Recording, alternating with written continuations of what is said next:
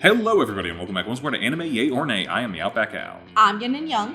I'm Chibi Noob. I'm Envy Jitters. I'm Cheering Cosplay. And I'm Cozy. And guys, it's the last week. I know. Woo! It's the finals. We made it. Nice. It was a journey, and I did not get Yeah. these out on time that often. No. And I apologize okay. for it. It's been a lot of work, and then actual work, the thing that actually pays me money, got really intense. So, apologies for that, but we got here.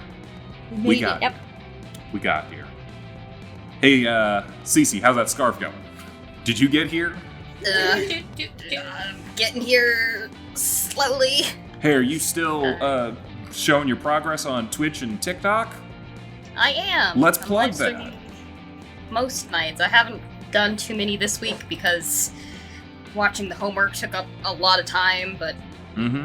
we What are won't your be things? watching so much later, so I can definitely do more live streams. My thing. TikTok, I am Cheering Cosplay, just like on here and most places. Twitch, I am Gamer Girl, game like video game, and then Mergirl like mermaid.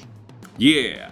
Go check them out. And don't forget that there's a Google Doc form thing in the description below for a chance to win this scarf that we've been hyping for so long. You better have this thing done by the time we got our next episode coming out in 2 weeks, because otherwise I'm gonna look like a fool. Yes, sir. I don't think you're in any trouble. I've already looked like a fool this entire time. Anywho, the finals. We got 2 contenders. We went from 32 different shows down to 2. I did not think Theater Kid Energy would make it this far. But hey, Theater Kid Energy is here, represented by Princess Tutu. I'm sorry, you didn't think it'd make it this far with everyone here. You know what? Everyone That's a good point. who went That's fair. to a performing arts school. And that's fair. Yes. But you know what else also made it? The champion from basically Power Rangers, which does make me happy simply from a thematic standpoint. We got Hamlet versus Power Rangers. I'm always happy to see that happen. So, yeah. Princess Tutu versus Magic Knight RayEarth. These shows beat so many other things to get here. My God.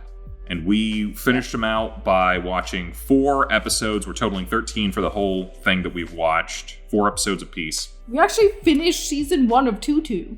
Yeah. Yep. Yeah, we did. Yep, we did. Weirdly enough, and I'm just going to throw this out there because I was going to bring this up later, but both of these shows feel like they left off at the end of arcs, which has never happened before in these tournaments that we've done. Because the first one we did, Shonen Showdown, it was Jujutsu Kaisen versus Naruto. Jujutsu Kaisen ended episode 13 right at the end of their first core, so the end of an arc. And Naruto was still in the middle of the Zabuza arc before the fight on the bridge really started. So it stopped right in the middle of something, which was kind of weird. And then for the Collect 'em All tournament, Digimon ended with the File Island arc, and they were done. They beat Devimon and all that. And Yu-Gi-Oh! Was still middle of Duelist Kingdom. We haven't even met Bandit Keith yet. It's like we've gotten nowhere. So it's interesting that they both feel like they ended on an actual ending note for this section of the story. So that's, yeah. I would disagree with that. Yeah, Okay. I didn't feel that much with RayEarth.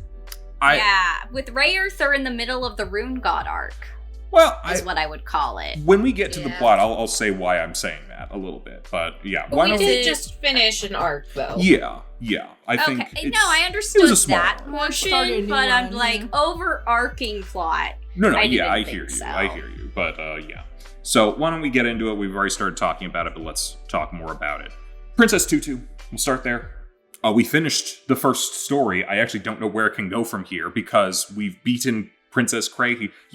Rue goes full evil, kidnaps the prince, does spells and magic, and gets all, takes his heart back out again. And Princess Tutu and Duck and Fakir, everybody's got to team up to beat her and then complete the story, but also subvert the story itself. A whole lot of stuff happened. There were dance battles. There was characters revealing their origin stories and their motivations that we had not found before. There was magic. And honestly, Cozy, it might not have been as much as you want. I think there was some actual dancing this time around. There was some ballet. There was exactly one ballet. One ballet. They- One's better will than say- none. Yeah.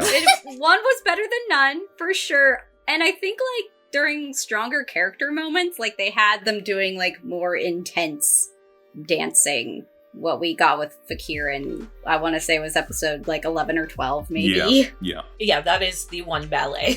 Yeah. I think I broad strokes, but does anyone want to add any details to what I had to say? Oh, we found the heart shard of love, and that was kind of the key point, I guess, at this ending juncture.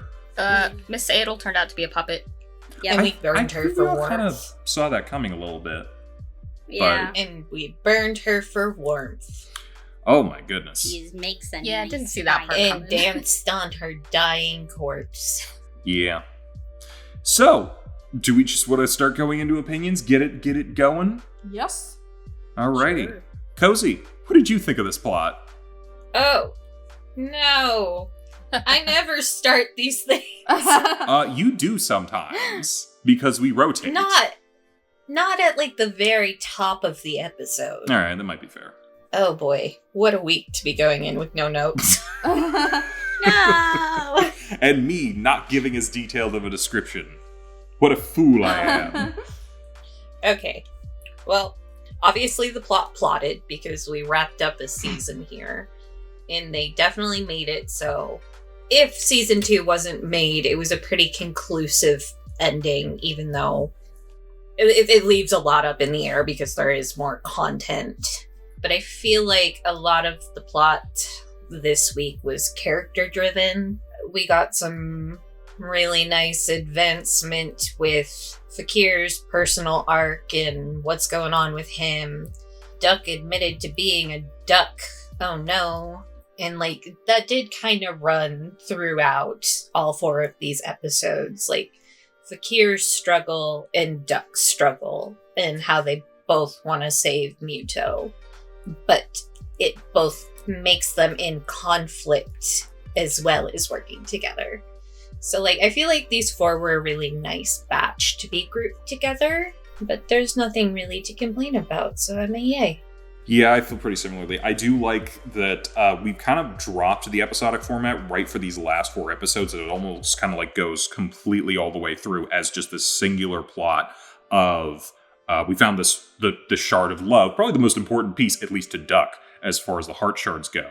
And then just the especially Rue going full villain. Like, we knew she was doing some villainous things, but now she's like, no, here's my whole evil plan, and we're gonna go whole hog into that. And yeah, we got, a lot of great stuff, I feel like. Beyond just the character stuff, just like everything going on. We had some action scenes. We had some dancing. We had a dance battle to end all dance battles in this thing, at the very least. I've definitely seen better dance battles in other media, but we don't need to be comparing this to other things like...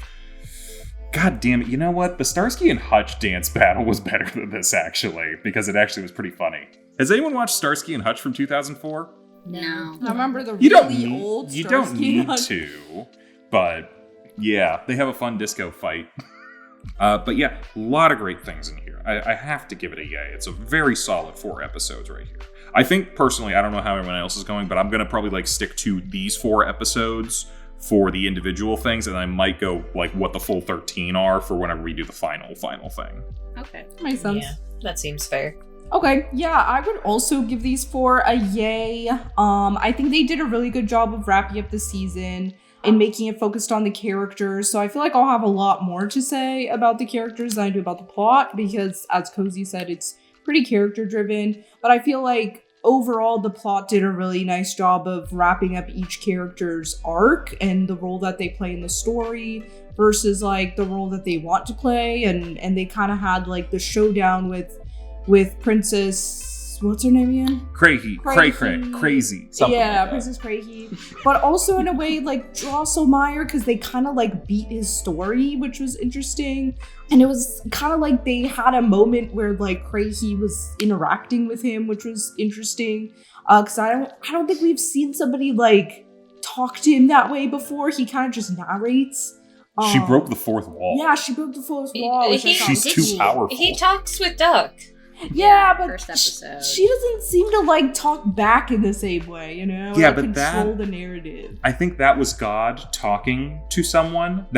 And Rue was someone who suddenly was able to talk to God. Yeah, it felt different. Yeah, that's a different level of like, I don't know what the levels of omnipresence are from dimensional kind of things, but she's clearly got more power than Duck in that regard. Did you mean omnipotence?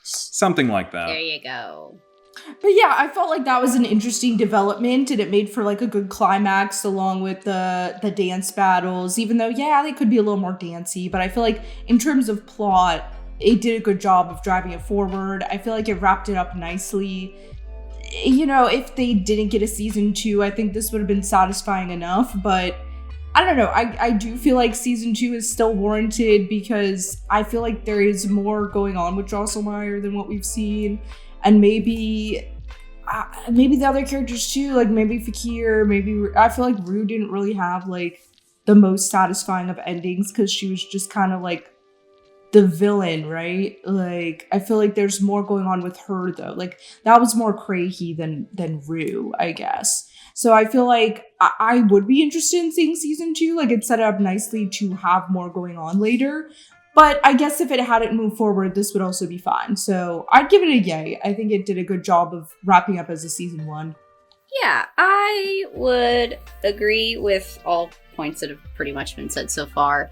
These episodes are all pretty cohesive. So for this last 4 episodes, it had like a nice like finale plot. And honestly, for it to like wrap up right here, like everything's kind of nice and, you know, tied off with a bow. And I felt like our character development for our characters was pretty good. Like they kind of got to, you know, work through things like Fakir and Duck, despite the fact that they're not too crazy about each other.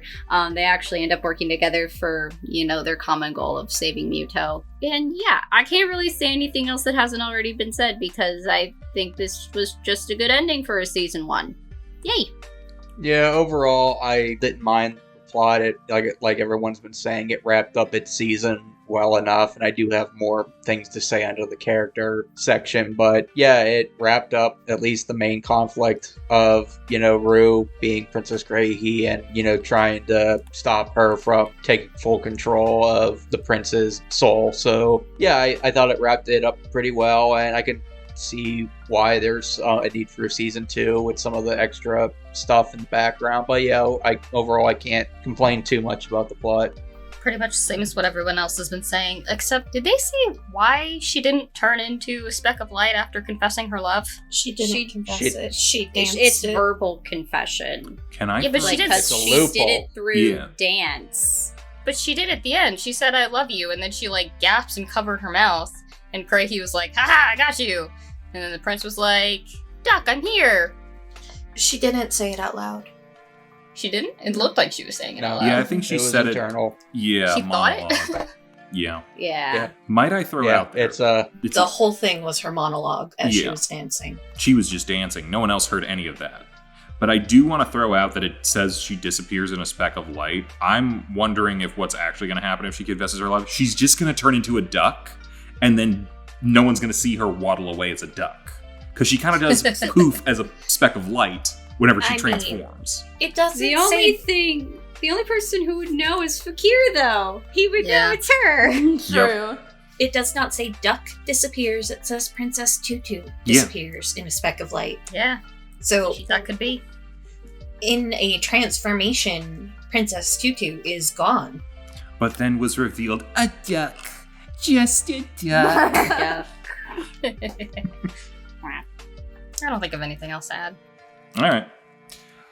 Well, since we're talking so much about characters, I will talk about characters. So here's why I'm a full yay here. One reason and one reason only. Did anyone see Miss Crocodilia? Yes. Yeah. Adorable. Cute. I love she actually her. talked. Where She's so cute. where was she the whole season? She was there. I did not see her in any other part of this. You weren't looking down. Oh, No. You're right. I never look down.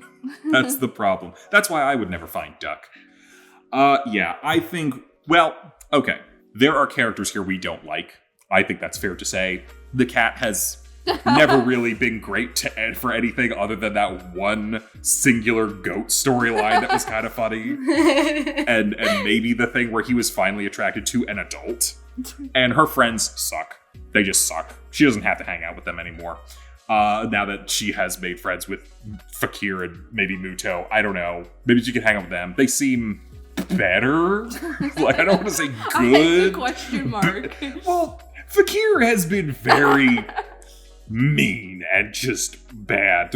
But now we're let's talk about that. We've seen his origin story, his motivation, and who he was. And I did not realize that the prince did not age at all. That was a revelation to me. I did not know that. Yeah, why? What was going on there? He's a character in a story. Stories don't age. I guess that's true. But Fakir... So is Fakir from a story, or is he a person? So wait, is he ever going to age? That's spoilers. I don't know. Okay, well, I'm not going to dig too deep. Is he going to be stuck? It is an interesting thing to speculate. There is an answer there, but it is spoilers. Okay, don't tell me. Unless... Here's the thing. I'm going to say this. Don't tell me, because I'm going to watch both of these shows to completion, regardless of who wins. So, yeah. Yeah, we learn why he is the way he is, which doesn't necessarily excuse sort of his like more asshole-ish behavior throughout the series, but at least gives us like an understanding of like, okay, I see why you are the way you are. And I guess context is good, and I guess he is now, I guess, trying to be better. Maybe, probably. I hope. So there's that.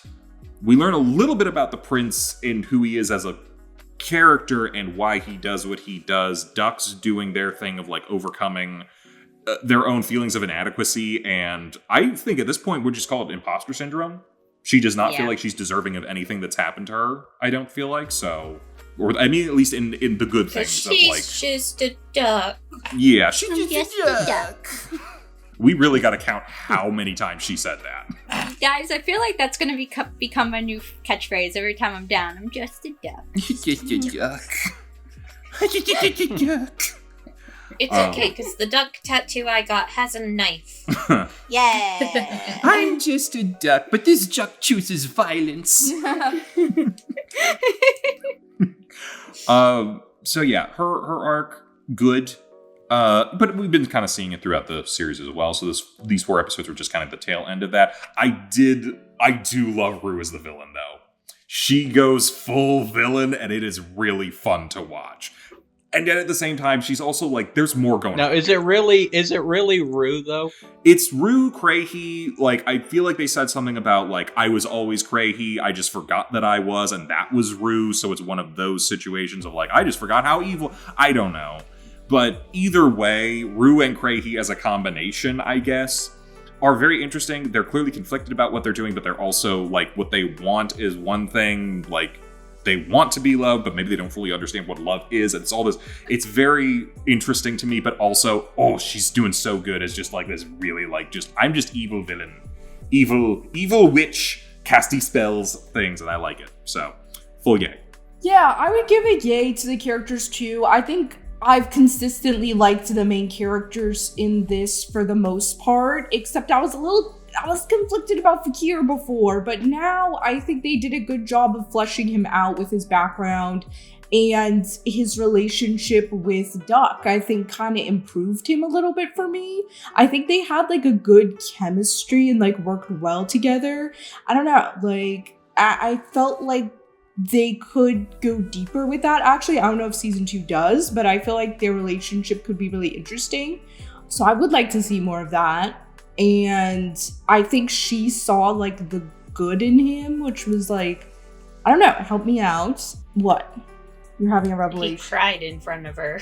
Yeah, he like acted differently with her, which I really enjoyed. Are they going to turn this into a love triangle?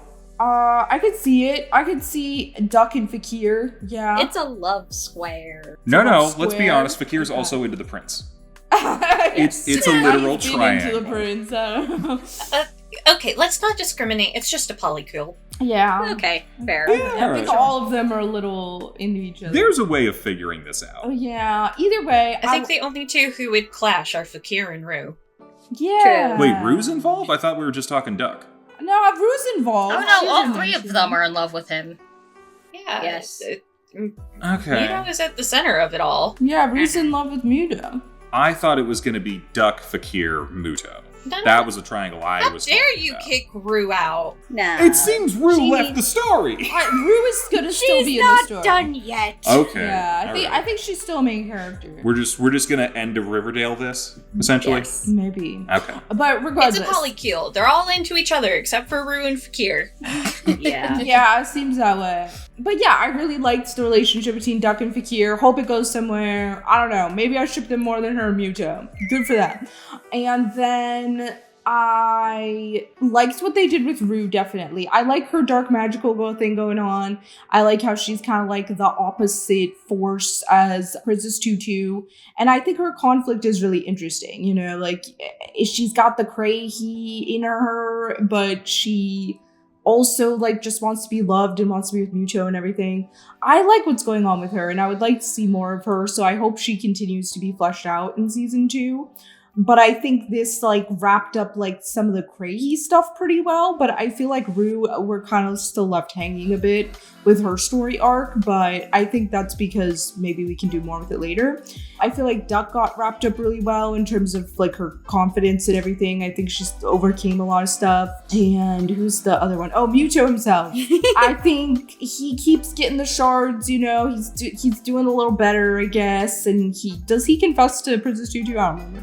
Does he say he loves her? I think he kind of does. He kind of does. So there you go. Good No, for Muto. he says, I want to know how you feel about me. There's a Oh, difference. he's been saying that though. Okay, so he didn't really change that much, I guess. I don't know, but No. I mean, when you're starting from 0. yeah, he came a long way actually. Yeah. considering where he started from. His line reads are still the best, though. Oh yeah, he's always No, so- Fakir, stop. Fakir. Yeah. I don't know. I like him better than I did in the beginning too. I think all these characters have improved for the most part. I don't know. It's a yay for me. I enjoyed everybody's arcs and how they wrapped up. Yeah, I enjoyed pretty much everything that happened with the characters. I liked Fakir and Duck's little team up, and they kind of got to see different sides of each other, and we got a little bit more of like Fakir being vulnerable, and just like that display of emotion from him, considering he's just so stoic and angry. Oh, Was no, just he's a angry. nice little change. He's an angry little boy. He is an angry boy. And just, yeah, Duck with her confidence and, like figuring out the loophole with how to tell Muto that she loves him without actually saying the words verbally. Muto's still Muto. Like, I feel like he's gaining his emotions back, but I don't know. I feel like he's just the goal that Duck and now also Fakir, like, are working towards, as well as Rue Cray-he. And then I feel like they kind of dropped the ball with Cray-he a bit, because I kind of would have wanted, like, I don't know, maybe a bit more of a peaceable ending with her, but I guess that's kind of hard because she was ultimately, like, the antagonist for, like, the end antagonist for this season, though I don't think, obviously, she's the main antagonist for the series. But I would give that a light yay, considering I feel like a little bit more could have been done, but I'm satisfied with what I've seen. So for me, the positives first. Obviously, Duck is Duck. She's a good character. She's a good main character. And yes, obviously she needs to get more self-confidence. But when you've been a little duck your whole life and then you're tasked with being a ballerina magical girl, I guess that is a lot of pressure. Especially since you can't technically tell your true love, which I did think that was very clever on how she worked around it. It's like, oh, I can't say I love you. There's no rule against me interpretive dancing it, so that was kind of clever. I do like Muto more and more. The whole scene at the very, very end where he chooses Princess Tutu himself, even beyond the love shard ghost thing. I thought that was a good moment for him. Cray-he as a villain, she's deliciously evil, like a traditional fairy tale Disney villain, so she was fine. Like Al said, the main best friends and the cat are, purposely negative, so we'll just ignore them. I'm still not a huge fan of Fakir. Like, I don't know if I've made this comparison before, but to me, he's the Bakugo of this show, where a lot of people love Bakugo. I have slowly warmed up to him throughout the seasons, but early season Bakugo from like seasons 1 to 4 I couldn't stand. And yes, they give him his backstory on why he was like that to me, that's still not a justification for being a C word. I'm sorry. Like, to me, he was just a C word throughout this whole half season. And I do kind of like their camaraderie a little bit, like them going through the cave and working together. But honestly, I think that's the only time I've enjoyed Fakir this whole season. Yeah, he did the noble sacrifice, or what we thought was the noble sacrifice, but 2 nice scenes in a season of nay, for me personally, doesn't warrant a full yay for him as far as character. Maybe he gets better in the second half in season 2. But I'll give characters a light yay, because I'm not fully on board with Fakir yet. I did like when Craigie was like, why are you helping Tutu? You were on my side before trying to shatter his heart. Fakir was like, Muto says he wants his heart back, so I have to go with what he says because I care about him. And I thought that was good character development on his end. I will not ignore the shitty friends because I never caught their names before, but one of them is named PK, which is a ballet move, and it's very funny. It is killing me. I will try to find a visual representation of what that is. Is it painful? Chat. No. Oh, I thought because they're painful to listen to. No, just like a little move. It's and then the other one is Lilie, and I don't think that is anything. That's just not a name, straight up. Yeah, and I like Ruby and Evil. Okay, I find myself leaning more towards agreeing with Chibi than anything. We had a nice kind of conclusion to how Duck has struggled to overcome her confidence issues. And then we even did have a nice moment where being the duck is what saves them. Woohoo, go Duck! The friends are very shitty. We had entirely too much of the pedo cat. I'm overall pretty okay-ish with Fakir's story. I don't necessarily understand the choice, because his whole thing is he wanted to keep Muto from being hurt, and in order to do that, he abuses him. Yeah, sure, bro. Makes sense. I very much don't like the conclusion they had for Rue here. I feel like we got kind of nothing sauce on her. They really just went cliche villain and called it a day. We do see some moments of hesitation, but nothing that's really expanded upon, and I wish we could have just spent some more time with her as she had. This is a very transitional couple episodes for her, and she was just like, nah, fuck it, I'm evil now. And I completely disagree with Muto having any characterization. He is exactly the same as he was at the start of the show. And as we saw in the flashback, he is exactly the same as he was when Fakir was a child. He has not evolved. He's still just empty inside. And you would think this penultimate, ooh, he has love back. We still don't get anything out of him. He just dances with Duck. I do also have a slight issue with Duck's characterization that kind of bleeds over into world building, so I'm gonna save it. But I'm also just kind of, ooh, why? Because it also correlates to manga comparison. So I think overall I'm pretty meh here, honestly. Alright, well, speaking of world building, that's our next subject. Yin, do you want to talk to us about that a little bit? This is my hardest category for this one. The world doesn't always make sense. I think we've touched on this before. I think, I don't know, not much has changed for me in these episodes about the world building, so I don't want to just repeat stuff I've already said. It's fantastical. It sometimes is whatever, I don't know.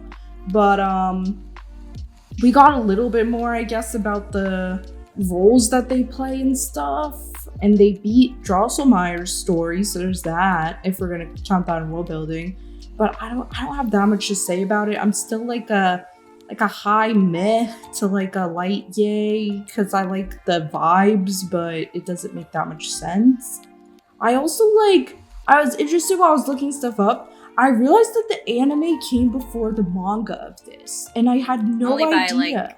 Only by a couple days. Oh yeah, sometimes they'll do a simultaneous. Believe it or not, Cowboy Bebop's the same way. Technically, the manga came out a week before the anime did, but it's I didn't even know Cowboy Bebop had a manga. No one does.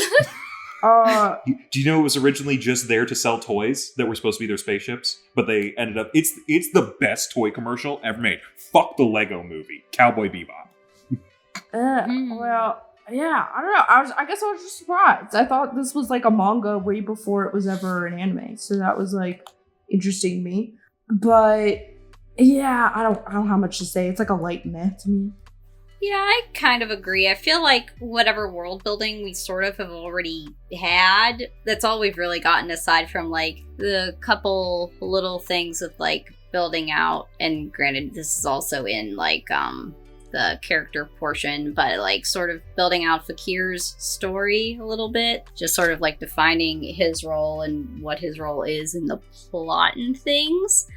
Yeah, I don't really have a whole lot to add here aside from like even just the little bit of like Rue Crahy talking to Drosselmeyer in his little clockwork dimension thingy, I guess. So like characters can speak to their author, I guess. I don't know if I'm really phrasing that right, but it was just like an interesting bit. So I guess it's like this world is like a world of like him moving around the game pieces, and then but they're also like able to talk back if they have the agency to do so. So I feel like that can sort of be added on to their characters, like how great is their agency for those particular people. But yeah, I'd probably give it like a meh, since I don't really feel like it's changed all that much. Cozy, what was the thing you compared this to in weeks past, that this is like the most advanced version of The Sims ever? Oh. Good question. I'm horribly sleep deprived. This is not the week to ask me. My apologies. I'll check the tape. Or maybe you can check the tape. Go back and watch all of our episodes. I actually didn't mind the world building this week. Now, granted, yes, it isn't all entirely new, but it's... If you like backstories, then, well, you get backstories. Well, at least for Fakir. That was the big thing. You finally understand why he's the way that he is, and you get more context into not only his role as either a reincarnation or a reinterpretation of the knight from the book, and then you get more context into Crahy or Rue as Crahy. You basically get more context for everything. It's like Crunk. It's like, oh, it's all coming together. It's like you finally get all the answers that you wanted to know about the book. And then, top that off with characters are able to break the fourth wall other than Duck with Drosselmeyer. I thought that was pretty funny. And then, obviously Adel, being a tool or a doll or whatever you want to call her. I thought that was interesting. I honestly didn't see that coming personally, but I was like, maybe if I watched it again, it would make more sense. So yeah, I give it a yay for world building. Can I ask what you thought she was? Like, Just we knew as she was assistant? working with Drosselmeyer. Yeah, I thought she was just his assistant. Coming from a Persona player, I'm disappointed in you, Envy. Well, I was making the Persona comparisons, but the attendants are still people. They're not dolls. He made them, though. And they are supposed to be empty. Well, I still thought it was good world building. I was fully prepared to be like, there was no world building, but it is interesting, like, how much Drosselmeyer's in control versus how much free will they have, which I know I've brought up before, but, like, it takes on another step with Adel being a puppet. Did she have any will of her own? I mean, Is this just Drosselmeyer's self-insert so he could interact more directly with the characters? As someone who has DM'd, occasionally you do need an NPC guide. Yeah. she was not supposed to save them. That's why she was burned. So what can Drosselmeyer do? He's not that powerful after all. Can apparently burn a puppet. And we can kill God if we work together. It The is end. anime. That is very Persona inspired. I am also leaning pretty meh here. Not necessarily for any of the reasons any of you have gone into yet. Mainly because where the fuck is all of Duck's magic? We got to Fair. see her doing some magic in the beginning episodes, and in this batch, and most everything she's done since that first couple episodes. She stands there while something else happens around her, and she's like, but dance with me. We're not getting fun, cool, scenery popping up in the background as we're dancing to represent our inner struggles. I'm just doing the pas de deux by myself. Like, I would argue that with her not doing any magic, and we see Rue doing magic, Princess Tutu is not a magical girl in this. Craigie is, but like, the most magic we saw out of Duck in these episodes was her turning into Tutu or a duck. Hey, just like her love, she expresses her magic through dance. There was no magic there, though. I think dance is pretty magical. Yeah! We're not being subjective about this. We saw everything Craigie could do, and she couldn't even do, like, any of that. The magic she displayed in the first couple episodes was already very limited to, like, I made flowers bloom. But I will say, it is displayed more in the manga, so it really bothers me that we don't get any magic out of her in this. So I'm a meh. Leaning towards nay, but I want you guys to know that every time Cozy's, like, mocking Tutu's voice, she is rolling her wrists like Tutu does when she says dance with me. The little dance with me. I guarantee we all did that just now. Yes. All right. Yeah. I think largely the world building has not been very important in this show for the most part. I think there are some interesting elements as far as, you know, fate versus fate and destiny, and kind of like, okay, you have your role, you have your fate, but then do you have to follow it? And I think there is an interesting thing there that could be considered more of an overall theme as opposed to the actual world building of the show. I don't know. It just seemed interesting because it's so a self-fulfilling prophecy. Yeah. But it is, you know, it is a world building element because like it's literally people talking about it, and there is some sort of omnipotent being who's in semi-control over the place. So it's an element of world building they've been exploring a little bit here and there, and I think it's kind of come most to the head here because we feel like everyone kept saying the story was supposed to go a specific way, and then it did not. And then Drosselmeyer's like, ooh, well, I wonder what will happen next. I'm like, do you know or do you not? And it's like, I don't know. There's a cosmic element to this. I don't know. Some sort of existential thought. But, yeah.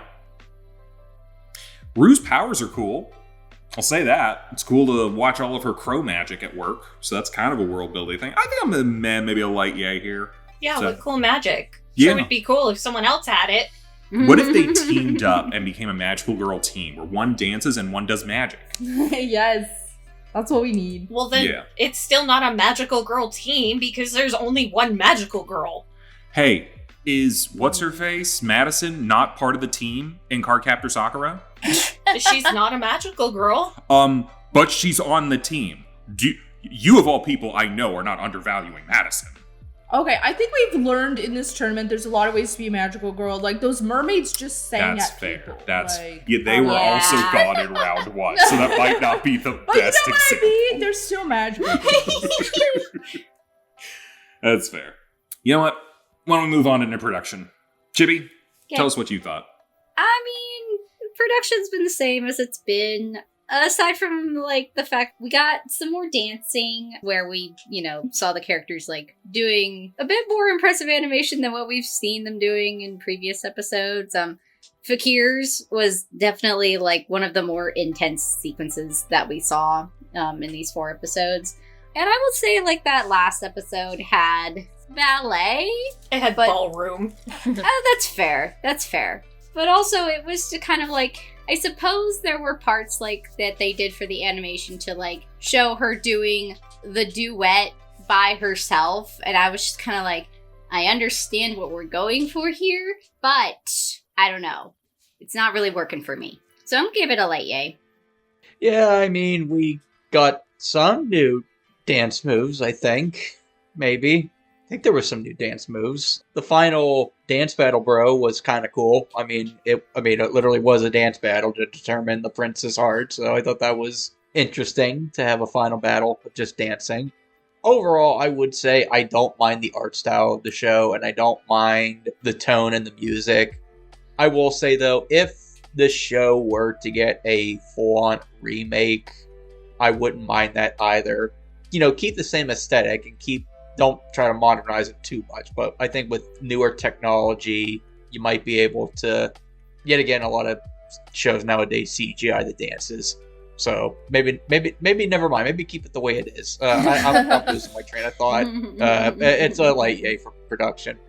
There's some actual dancing in here. I am happy. It did not always animate super well. Like, one shot of her attitude in particular, I was like, that doesn't look correct, but I'm happy they were dancing. I stand on principle. I'm a full fucking nay. They psyched me out. They had a really great sequence with Fakir, and then that was it. That was the accumulation of all of the ballet in Princess Tutu was with Fakir. She danced very briefly in that final dance battle, which, yeah, cool dance battle. Want to know what would be cool? Some actual dancing! Most of the stuff they had from that final dance battle was just ripped from the opening! And then most of the other animation we saw, they reused it for the ending of the episode! Yeah. Why does it exist as an anime if they are not going to animate it? That's it. I will say that I think this show has improved as far as its production's gone as the show has gone on, and I do think the same is said for these last couple episodes. I think it was a matter of this just had a very low budget, but they knew, like, we have to save a good amount for the end because that's when we actually need to have some dancing. So they did do that, and we got to see a little bit. It would have been nice to have that throughout the rest of the show, but as is, this is what we got, and I don't think it's that bad at the end of the day. I do still think that the locations and everything look great. I still think some of the shot composition and that are really good. The little dancing that we do get, I do think was done pretty competently, and actually does add to the emotion of some of the scenes. Fakir especially, he's having his, like, footloose dancing in the empty warehouse moment, which is very important for characters like that. So I think overall I'm a light yay here. Yeah, I don't have too much to add. There is some kind of annoying things in terms of the dance numbers, of course. You know, they could have definitely done more with it. A lot of it is stills or reused stuff. And, you know, for something that focuses on dance, there probably should be more of that. But at the same time, I think overall, like, I like the aesthetic of this show. I think they did, like, a lot of good things with it in terms of, like, the backgrounds and the overall, like, composition of the shots. I think a lot of it is really good. I like how they animate, like, certain character sequences, like with Rue and with Fakir. So I think overall, like, they did some really good stuff. I think they could have put more effort into the dancing. Maybe it was a budget thing. I'm not sure. I don't really know, like, the ins and outs of how this production went, but I don't know. I'd give it, like, a light yay. All right. How about we get into final thoughts on that? Envy, where are you going with this? I guess for this season, first season, 13 episodes, it was a bit of a mixed bag. I will say the positives, I enjoyed the main character, I enjoy the aesthetic, I enjoy some of the other characters, and I did think that it wrapped up on a good note if this was the final episode. I know there's another 13 episodes after this. I will say Fakir dragged it down a lot for me, as well as some of the other side characters, and sometimes I felt like and I get it, most fairy tales are very mean-spirited, but I felt like sometimes the negativity was a little too much for me. Maybe it's just, you know, the way the world's been lately, but I guess overall it's not a bad show, and I can see why it's somewhat of a, I don't want to say a cult classic, but I can see why it was a higher seed in this tournament. But will I be inclined to watch the second half of the season? If I'm honest, probably not. Maybe if I'm morbidly curious. So for final thoughts, I give just a meh overall. I don't think it's a meh show, but that's my final thought with whether or not I'm going to continue with it. It's a yay for me. I loved it. There could definitely be more dancing in it, but it has more dancing than most other shows, so that's a plus for me. Like, where was the ballet in JoJo? We got the torture dance, and that was it. Come on. You're telling me none of those boys do ballet? That awkward moment where the torture dance had the best animation out of anything in the show. I love Princess Tutu as a story. I very much do not like this anime. I would not watch the second season unless I had someone pre-screen it and, like, write me a detailed report on whether or not they had more dancing in it. I'm not going to write your report, but I will watch it. I'm not gonna Which rate means a you love will song. probably also watch it by proxy. And I think in terms of this being a magical girl tournament, nothing from Princess Tutu besides Kraihi has been magical. We don't see her doing any magical girl stuff. It's a very cool, like, whimsical storybook stuff, but I don't think this is necessarily magical girl. There's other stuff I want to articulate that I don't know how, so I'm done. Okay. Alrighty. I think as far as these 4 episodes, how this all went, I gotta be a yay. I was very entertained throughout these 4 episodes. Like, I think from a story, character, all of it together, are there some hiccups? Yes. The show has had some hiccups. But I cannot say I was not extremely satisfied by the end of episode 13. And, like, I think that's all I need to be like, yeah, give that a yay. Yeah, I think over the course of watching Princess Tutu, I've enjoyed it pretty consistently. There are downsides. I don't think it's a flawless show. I think some of the production and some of the side characters leave a lot to be desired. But I think the core of the story and the main characters, for the most part, keep me pretty intrigued. I like the overall themes of this show, and the main character is somebody that I feel like I can root for. I think the aesthetic is really good, and the sort of fairy tale storybook aspect is really well done. I think it's a very unique show that has its own, like, sort of identity and voice that's really memorable. So I can see why it's a popular show, and I think I would continue to watch it. I would probably give the second season a shot. I feel like I'm invested in seeing what happens to these characters, so I really liked it. I would give it a yay. Yeah, I could have done with more dancing, but overall I would say that I enjoyed this show and I will probably go on to watch season 2. So I'd give it a late A. All right. Why don't we talk about Tutu's competitor this week, Magic Knight RayEarth, the basically Power Rangers champ. What happened to them in these last 4 episodes? We finally get to see a rune god. So that's something. Also, I'm just gonna... No, you know what? I'll save it. But yeah, so we dive down into the ocean, find a deep down underwater temple, which normally gives most video game players anxiety. But, here it's okay. Because there's... But good music. Anxiety, but good music. Anxiety, but good music, yes. Good music that causes anxiety. And there's a dragon that Umi has to telepathically communicate with, while Neckerchief brings a sea giant down to the temple to attack. But then, through the power of friendship, the dragon becomes a mecha and blows up the sea giant. Awesome. Yep. And then, I should say my opinions, hold on. And then, it's new villain time. We have another scantily clad villainess named Caldina. I'm gonna get this name right because I couldn't come up with a joke for it, unfortunately. And she does illusions and dancing. And she does that. We have a whole episode that doesn't really involve the knights at all, and it's mostly a Furio episode. I'm like, that's weird.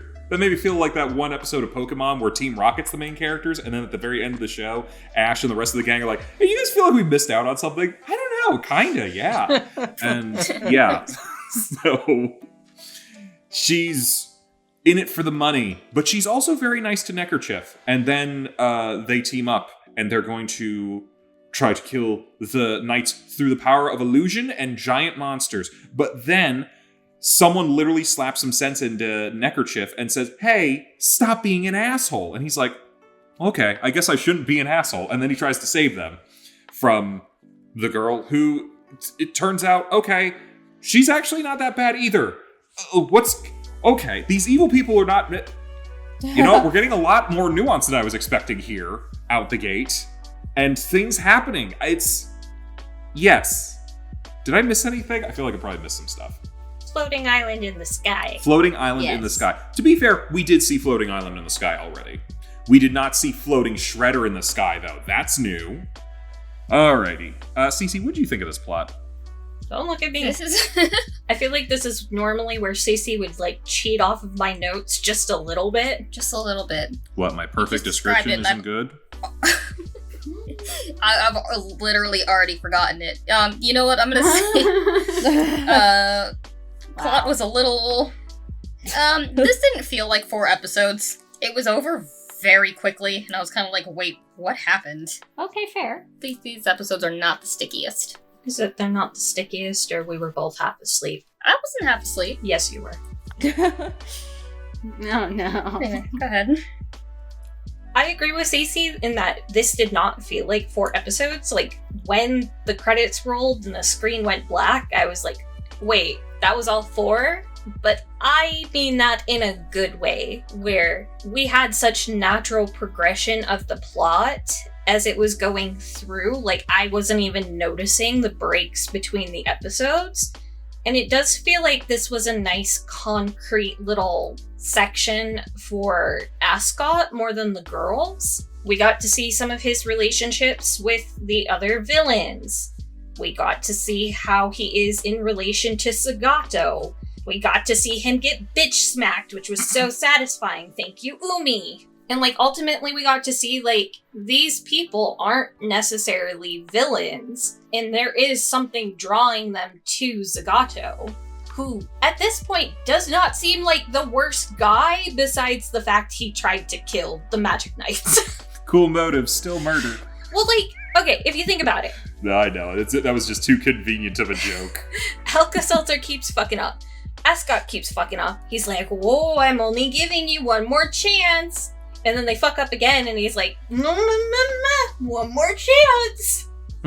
We haven't actually seen him hurt anyone besides the Knights. What if he's actually just a really good employee? He might even give healthcare. I feel like for the episodes we got, again, it was a nice little section of 4, so I'm a yay there. I'm in complete agreement with the whole this went by fast, but that's a good thing. It's like time flies when you're having fun. These were some fun episodes. A little weird that we had a whole episode that was kind of more just Ferrio's episode. I don't know that I entirely loved that, but also we got more villain there, which was nice. I'll get to her when we get to characters a little bit more. I do like the variety of things that we got going on here. We got going down and exploring ancient temples and finding new powers. And we also got, okay, what are the normal people doing in this apocalyptic situation? How are they dealing with shit? And then we got more fights and more things going on and every time they have a fight, it's a new threat. It's never the same thing. There's always a new thing to do and a new way to overcome it. Love that kind of stuff. And it does fit in very naturally with the rest of the show. And you're right about that. And I think that's fantastic. Gotta give it a yay. Elle, I have a question. Sure. If you did not know that the answer was eventually going to be giant robots punching shit in, would you have seen the twist that this was about a giant robot punching some shit in eventually? No, I would not have thought that. But then again, if Trigger has taught me anything, it's to expect the unexpected. And to expect giant robots eventually. And aliens. Yeah. They're from another world, so it's already kind of aliens when you think about it. I mean, at least from the logic of Sugar Ray.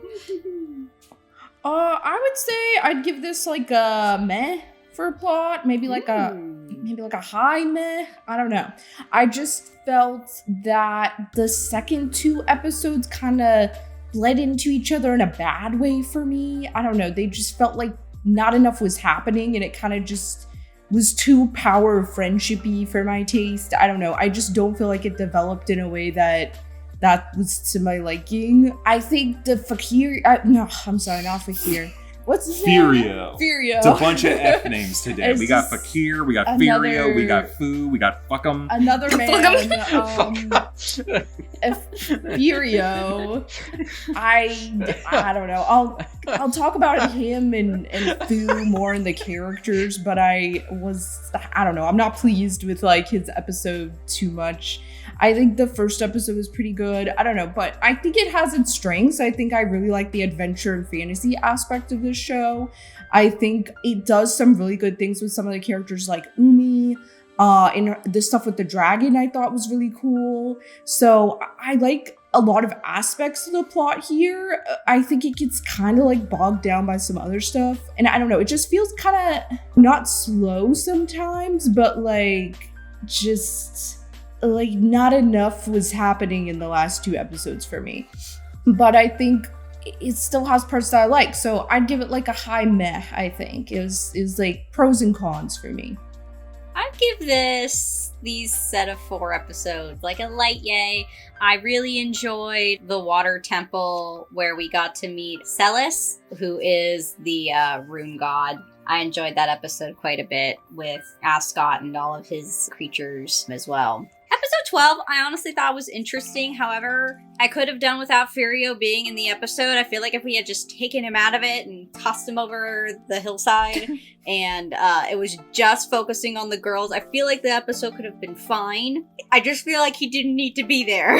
Honestly, I don't know what it is. Maybe it's his voice, but the boy annoys me. Granted, that might just be a character thing, but maybe I should have saved that for characters, but I'm putting it in now. His voice actor is not doing a great job.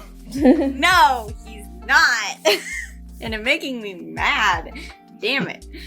And then episodes 12 and 13, they kind of went hand in hand with like establishing Caldina and her character and like establishing like her partnership with Ascot, and then also like with a couple of the episodes sort of like having the girls get mad at Ascot's like, stop sending your friends to attack people, don't you care about them? I'm knocking some sense into that boy. And yeah, I thought like those 2 episodes like were pretty seamless together. Honestly, yeah, if Furio wasn't there, I probably would have given this a full yay, but he's there, so light yay.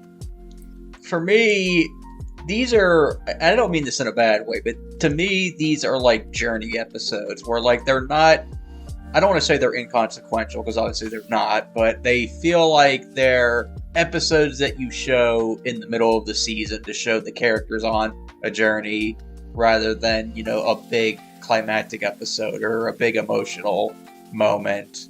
Like an Avatar, the episodes that would air in the middle of the season when you're showing characters go from one situation to the next. It doesn't necessarily have the deepest plot in the world, but it can be entertaining. And yeah, I thought these were fine episodes. Like obviously, you know, finding the big rune, the first rune god's important, but I honestly didn't mind the Furio-centric episode. Like I liked his dynamic with, what's her name? Caldina. Yeah, I'll get to that more in characters, but I actually didn't mind that, and it also kind of showed a little bit, and I guess this is kind of world building too, but it also showed, you know, more examples of the citizens of the land afraid to, you know, step up to do anything because they're afraid of Zagato and his minions. And yeah, obviously the resolutions that they have with Caldina and Ascot at the end, I thought were really well done. But again, that's more character thing. So yeah, I give plot a light yay. I didn't mind it. All right. Cece walked away. Oh dear. Oh no. Because of this, or just they had to go to the bathroom? I need the scissors. I started though, so. Oh, she says go. Okay, well, it's your turn. Time to talk about characters. I get not liking Furio, I guess, but I really liked what they did for his character in that episode. You don't always necessarily have to flesh out these side characters, but we got to see a lot of him not in the context of Fu, which was great. Love that for him. I do also understand, like, not liking a character because of the voice actor, which is something I feel like we've talked about pretty extensively in this tournament alone. And I do agree, but I can't hold it against him because then I would have to hold it against Caldina because what did they do to her? What? Oh, you know what? I'm going to save my stuff. What did that voice actor do? But it's Tommy Pickles, E.G. Daily. No, it's not. It's not? No, I know who it is. It's not Tommy Pickles? No! Are you kidding me? That is not. We'll get to it. Cozy, finish your thought. I love Caldina's character. I think even though they only had her here and there for these 3 episodes, like, she feels very real, which is always nice. Obviously, the girls had some great interactions with each other. It does feel like they focused more on Umi because she's the one who has unlocked her rune god, but we do still have the others, like, trying to better themselves as well. We really got to see them, like, realize, holy fuck, we could have died. Like, legitimately, we almost died. Which was nice. I like the moment of levity. So I'll pay it here as well. So, the addition of Caldina is fantastic. She is voiced by Lenore Zan, who, if anyone knows, is the voice of Rogue from the 90s X-Men cartoon, one of my childhood crushes. So whenever she started like messing with the crowd and being like, you're gonna do exactly what I say, I'm like, Rogue, I will do anything you say. Yes, like, mommy. Yes, ma'am. So I don't know what you're talking about when you're like, that's a bad Why, voice. cowboy? It's not a cat. She's a Southern gal. She's from she's from Mississippi. That's what's. So, also, she's they're- she's supposed to be like from Osaka or something, and they always give them a Southern accent in. I don't like it. All right, fine, whatever. Yeah, I loved it. I'm also not a fan. I'm not a fan. Oh my God, Sugar. So is she kind of just doing Rogue? She is just doing Rogue, but that's why I like it, because I really like Rogue. But So, aside from that, apparently she's like a political figure in Canada as well. yeah, I am Voice so actress. amazed that she's Canadian and just does Southern accents for every Yeah, single what's going on with that? I don't know. It sounds fascinating. In any case, excellent addition. I loved the various things that we were getting from the villains, especially this week. Like the stuff with Ascot, Caldina. You're right, even Shredder kind of has like, okay, what is up with you a little bit? But then also, we have our characters sort of like, it's a bit of what we've seen, but I do like the reinforcement of, power, friendship, and all that sort of stuff. And it is cool to see how regular people are trying to deal with the situation as well. Like those villagers all had like, we don't want to you told us to murder people. We don't want to do that, but what you're going to kill us otherwise then. What do we do? And it's like, then they had to come up with a way out of it, which was kind of cool. Ferrio's not my favorite character either. He's just not. But he's all right. Like, I think it's really great, everything that they're doing. And I do love a couple moments where I'm like, okay, these characters are actually thinking like me a little bit. And I really like that. Like, I have to give so much props to Umi throughout all these episodes because... let's be real here, in that first episode, when I've said before, Mokina might be a dick. Like, Mokina just suddenly has a flying car, and I'm like, where was this the whole time? And immediately Umi's like, where was this the whole time? Why have we been walking everywhere? And I'm like, you know what, Umi, you're my girl right now. You get what's going on. Mokina's a bit of a dick, I gotta be real. Mokina is a dick, and it is by design. Okay. Mokina is a troll. Mokina is a troll. I can kind of respect it a little bit. It is funny, but it's also like, can you please be helpful here? No, absolutely not. Also loved her moment of like, Ascot's got her friends, and like Hellup's like, oh, you can't kill all three of us, and she's like, no, but I can kill you. He's like, oh, I didn't think about that. And then she smacks him and is like, what are you doing? I'm doing what your mom should have done years ago. Like, honestly, great stuff. Great stuff all around. Really liked it.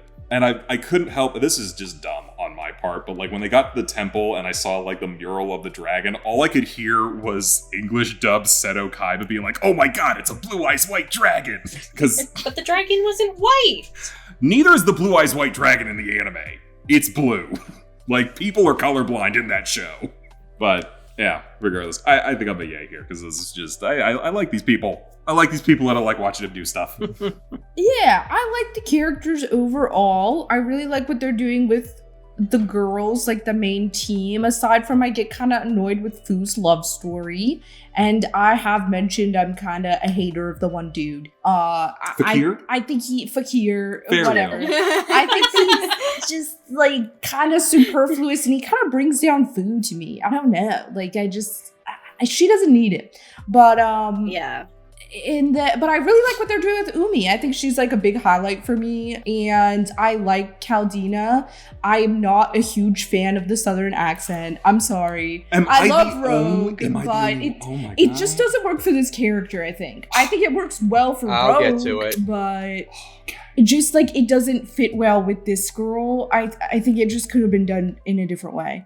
But I like her as a character. I think she's a good addition, and her design is like cool. Can I say I for most of these episodes thought she was just not wearing pants, and then I realized in these episodes she's like got they pants are on. pants. Yeah, they're just like Insane. sheer. I think she's just wearing pantyhose. No. It's possible. And They're like sort of like sheer baggy material. Oh, those are not baggy. She's those a are like dancer. I think those are like they don't look stockings. skin tight to me either. I had a thought and then I lost it. I'm sorry, that's my fault. Can I fill your thought with another thought? Because I think I figured out why maybe some of us are not liking Furio that much. It might be a design thing because he looks like Timu Inuyasha. Maybe that's the problem. I don't know what the problem is. I just think he is superfluous.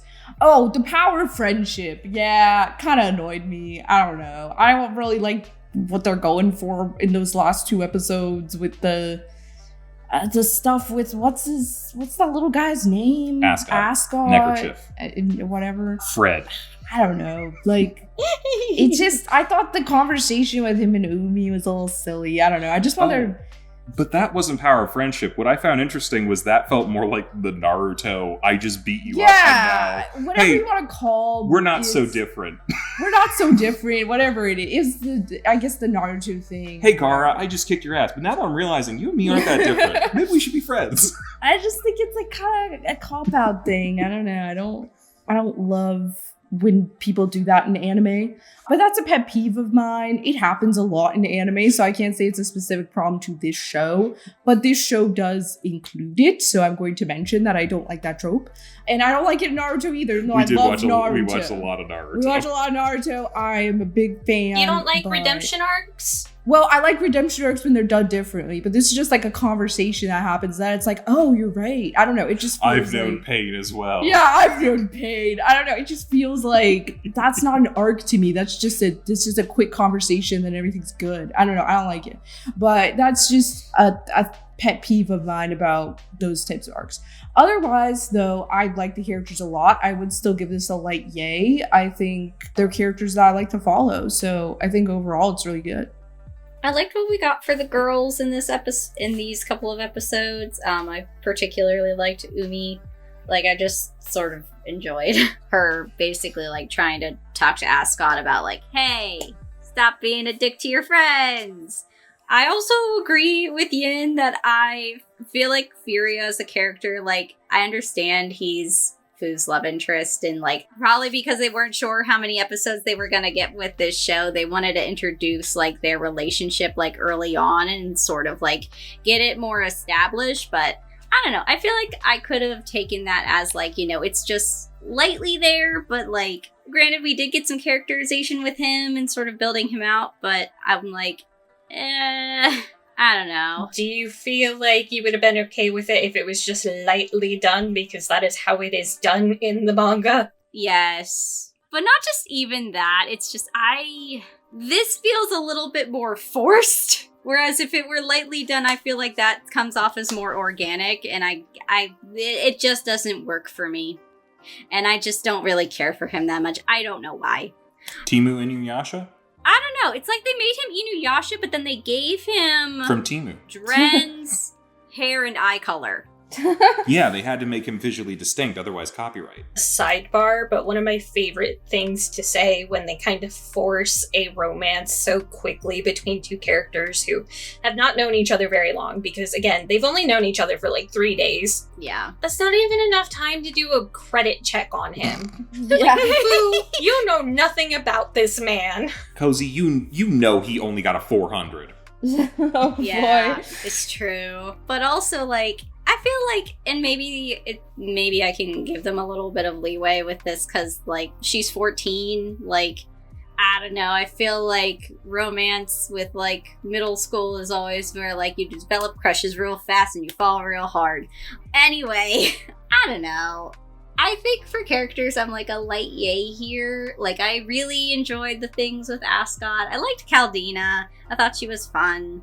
And I enjoyed the bits that we got with the girls, but, like, I don't know. I think Furio doesn't really need to be here all the time. I feel like we just saw him last week. We see him every week. No, think about it. He shows up in episode 3. He shows up in episode 5. He showed up. Yeah, he's here every week. He's the main character at this point. No.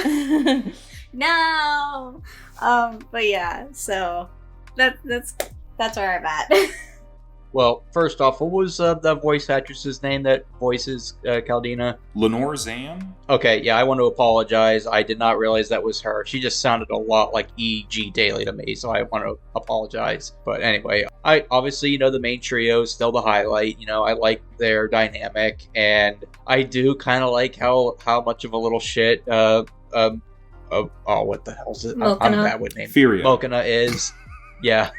Mokana is I also did like the banter that Umi and Mokana had. Like, she secretly likes him, but at the same time she drives him crazy for valid reasons, him being cryptic and all that stuff. So I actually don't mind Furio. Like, last week I had complaints when he tried to betray them and then quickly changed heel, but I didn't mind. I don't mind him. Is he the best side character ever in anime? No, but I don't hate him either. I don't think he's a bad character or anything. And, Ascot taking a redemption, they brought it up in the episode. He's a kid. And I'm sure, oh my gosh, I am bad with names. I am so sorry. Zagato. I'm sure Zagato basically just manipulated him, or basically told him, hey, your monsters, go play with them in the world. And it is kind of sad when you think about this kid probably didn't have a family. His only companions were giant monsters, and then an evil wizard basically corrupted him. So, yeah, to him not getting brutally murdered, I think is a good thing. Maybe he can try and help them out later on. I really liked Caldina as a villain, and I can also understand why they not made her a villain, because her powers are kind of OP as shit. Being able to mind control them that easily, it's like if they didn't have plot armor, they would have been dead like a long time ago when she mind controlled them. And I guess I should save this. I was gonna save this for production, but I guess I'll bring it up now. I really enjoyed her dub voice. Like, I'm with you, Al. I thought, you know what? If you're gonna be the sweet talker villain that tries to con people, go for the southern accent. Go. What's the phrase? Go for I don't know. Go big or go home. Yeah, that one. Yeah, Go woke, go broke. No, not that one. Go Speed Racer? Yeah. Yes. Look, yeah. If you're gonna go balls to the wall, go Speed Racer. And yeah, I really enjoyed her dynamic with Furio. I enjoyed her dynamic with Ascot. I enjoyed her dynamic overall. And yeah, I hope Ascot and Caldina help them out later on. So yeah, I was very impressed with the characters this week. So I give it a yay. I did not hate her southern accent. It was a little jarring at first. It was like, oh, what is happening? But I quickly got over that. I really love that none of the villains so far that they're actually fighting are turning out to be evil. Yeah, Alka-Seltzer. Alka-Seltzer. No. It's like, Caldina, she's just doing it for the money. She's like, yeah, my morals can be bought. I'm like, okay, fair enough, girl, get your bag. Ascot just wants to hang out with his monsters, and he's like, the bad dude says I can live in the castle with my monsters, have a safe place. I'm like, fair enough. Alka-Seltzer, she was clearly just doing it for the fashion. She's like, look at me, I'm a badass villain. And they're like, you kind of suck. And she's like, no. She was in love she with wanted that Shredder. D. Yeah, she is. The aesthetics of it all. That's part of that. She's like, I'm a badass villain. I'm the main bad guy's girl. And then Fu was like, I'm the real bad bitch. You kind of suck. Look at that middle-aged woman. I will say, I am so happy that by the end of these episodes, I was able to figure out how to make them in D&D, so I'm very happy about that. Everybody's saying they don't know why they don't like Ferrero Rocher. I can tell you, it's because he said I love you to Fu after, 36 hours. Yeah. Yes, there you go. Okay, I just You want don't know her. He will drag you down. Keep walking. You do not need him.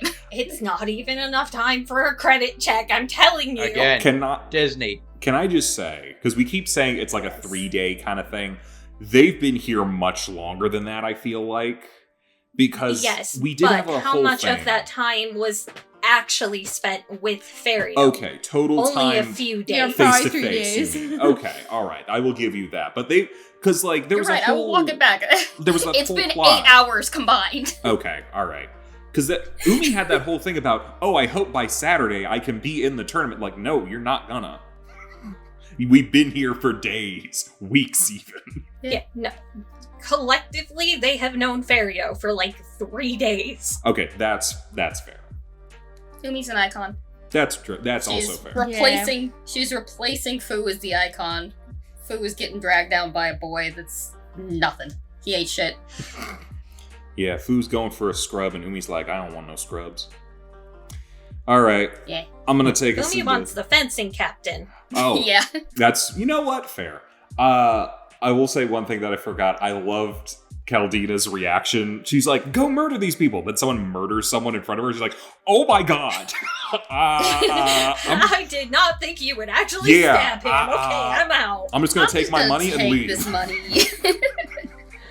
Really quickly before we move on to world building, I do just want to clarify, because I know Cheebs, you were like, yeah, the American says it's Mokina is a man and there is like the Sir Mokina.